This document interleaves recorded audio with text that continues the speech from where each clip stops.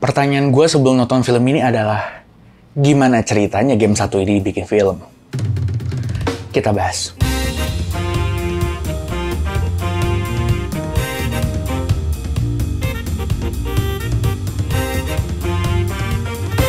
Oke, halo semuanya, selamat datang di jurnal film gue dan selamat datang di video gue yang lainnya. Dan kali ini gue pengen ngomongin soal film Exit 8.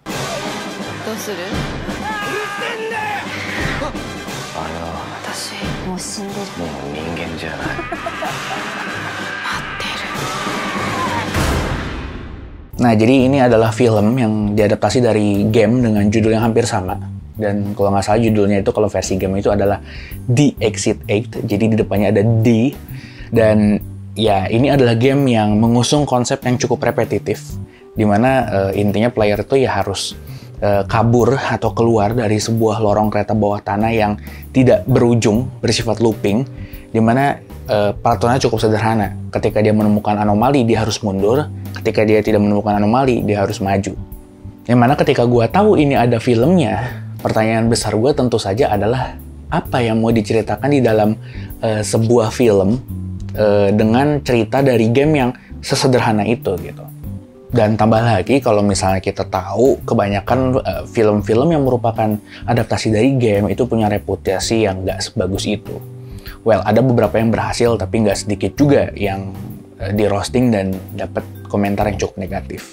Gue bukanlah orang yang main gamenya atau ngelihat gameplay orang lain bahkan. Gue cuma tahu premisnya dan ya udah that's it gitu.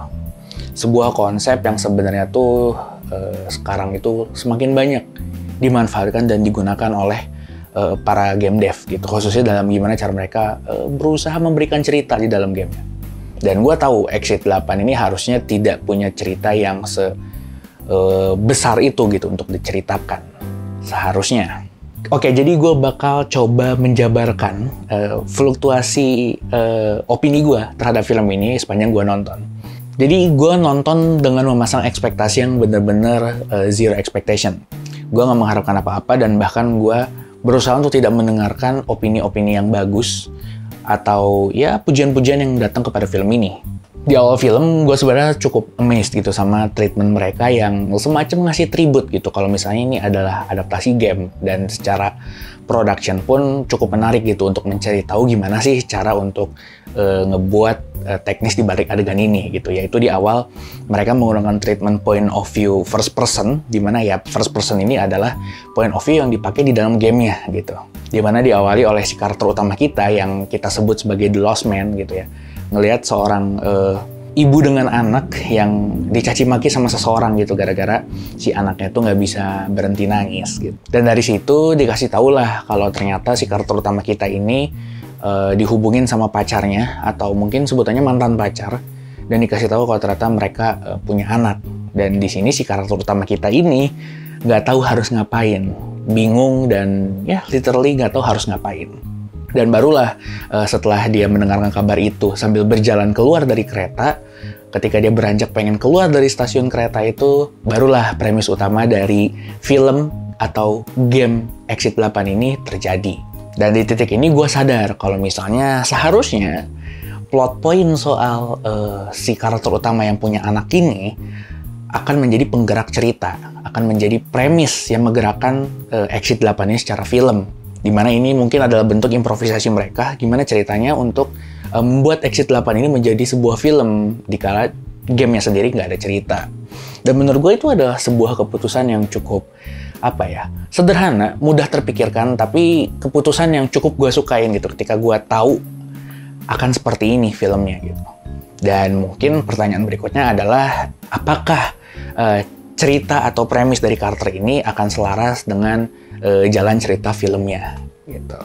Nah dari situ bisa gue bilang mulai terjadilah apa yang biasa dilakukan player di dalam Exit 8 gitu. Si karakter kita ini mulai mencari-cari jalan keluar.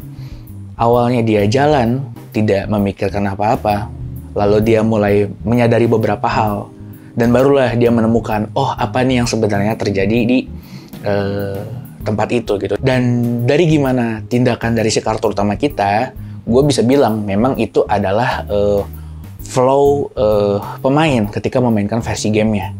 Secara game design, seharusnya game ini memang dirancang untuk membuat player memahami mekanik dan cara kerja gamenya setelah dia melakukan eksplorasi secara langsung. Jadi nggak ada tutorial, nggak ada petunjuk yang benar-benar signifikan. Ya dia bisa tahu apa yang terjadi dengan eksplorasi secara langsung. Nah di sini ketika gue nonton, jujur gue ngerasa agak aneh. Gimana tindak tanduk si karakter ketika dihadapkan oleh situasi ini, jujur menurut gue itu kurang cocok sama film gitu. Karena di sini gue sebagai penonton awam ya mengekspektasikan kayak gimana sih reaksi dia ketika dia dihadapkan oleh situasi tidak wajar ini. Dan ya gue bisa bilang situasi dia di sini sebagai seorang warga sipil hitungannya terlalu tenang gitu. Intinya paruh awal film ini menurut gue bener-bener menggambarkan gimana habit para pemain Exit 8 ini gitu ya dalam memecahkan misteri dan cara kerja dari gamenya. Mulai dari gimana cara mereka menyadari anomali demi anomali, gimana caranya anomali ini dipresentasikan gitu ya. Mereka menggambarkan anomali ini dari hal yang bisa disadari, aspek-aspek yang cukup besar, baru kemudian perlahan berubah seiring berjalannya waktu, anomali yang dipresentasikan tuh semakin kecil dan semakin tidak terlihat gitu. Ya pokoknya benar-benar selayaknya flow yang ada di dalam gamenya. Dan jujur, yang menjadi tantangan dan yang menjadi pertaruhan di dalam film ini di fase awal adalah ya memang film ini berhasil menggambarkan aspek repetisi dan pengulangan di paruh awalnya. Jujur menjadi tantangan karena buat gue sendiri ya, gue ngerasain ini benar-benar lu kayak ngeliatin orang main game gitu. Dan barulah gue mulai merasakan adanya aspek lain dari film ini adalah ketika mulai diperlihatkan relatability si Exit 8 ini dengan cerita karakternya gitu. Ketika latar belakang karakter dan masalah karakter ini justru menjadi salah satu bahan bakar dari anomalinya gitu. Dan lebih menarik lagi adalah ketika film ini ternyata merubah POV-nya gitu ketika dia menceritakan si karakter A dan ternyata nggak hanya berhenti di karakter A aja gitu. Dan dari sini mulailah film ini berhasil memanfaatkan premis Exit 8 ini secara game menjadi sebuah situasi yang filosofis gitu. Gue entah kenapa jadi bisa ngeliat kalau misalnya ya Exit 8 ini menggambarkan filosofi terhadap kehidupan manusia yang berulang. Yang dimana ya ini juga sebenarnya relate gitu sama kehidupan warga Jepang yang harusnya tuh bener-bener lebih kerasa monoton dari cerita orang-orang gitu. Dan yang gue tangkap lagi konsep Exit 8 ini selain menggambarkan putaran kehidupan monoton manusia, Exit 8 ini juga jadi menggambarkan secara filosofi tentang kenyamanan manusia di dalam keterjebakan itu gitu. Manusia seringkali merasa akan terkurung gitu ya di dalam sebuah lingkaran tidak berkesudahan. Tapi justru ketika manusia itu dihadapkan oleh sesuatu yang berbeda, oleh sesuatu yang baru, ketika dihadapkan oleh perubahan, ya seringkali manusia juga merasakan bingung dan hilang arah gitu. Dan itu benar-benar bisa relate dan nyambung gitu ketika dihubungkan dengan premis dari si karakter utama kita gitu, yang tadi dapat kabar soal dia punya bayi gitu. Dan menariknya di film ini nggak muncul satu karakter doang, atau dua karakter sama si The Old Man.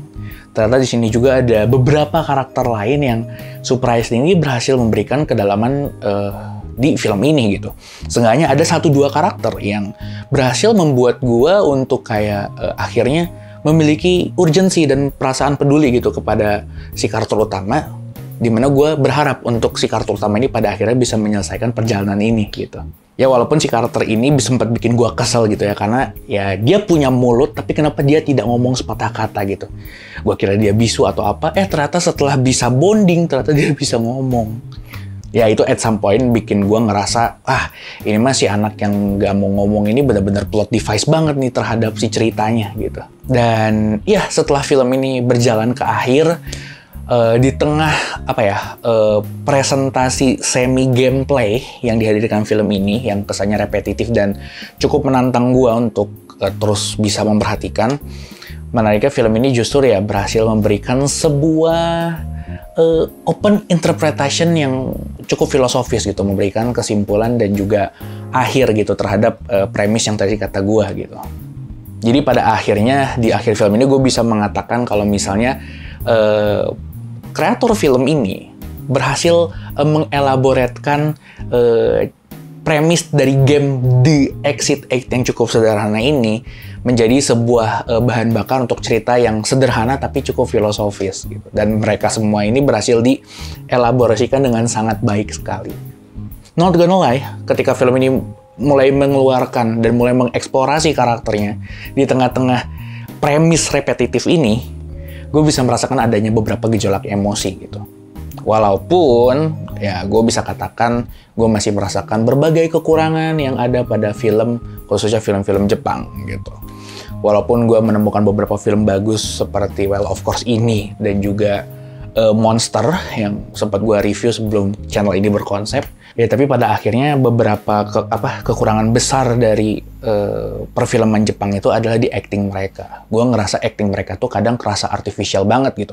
Kayak adegan emosionalnya si karakter utama kita atau karakter emosional karakter lain yang kalau misalnya kalian nonton kalian bakal tahu nih siapa lagi nih yang teriak dan crash out selain si karakter utama kita. Dan gue pengen mengapresiasikan sebenarnya kayak satu hal yang membuat gue mempertanyakan film ini adalah how gitu.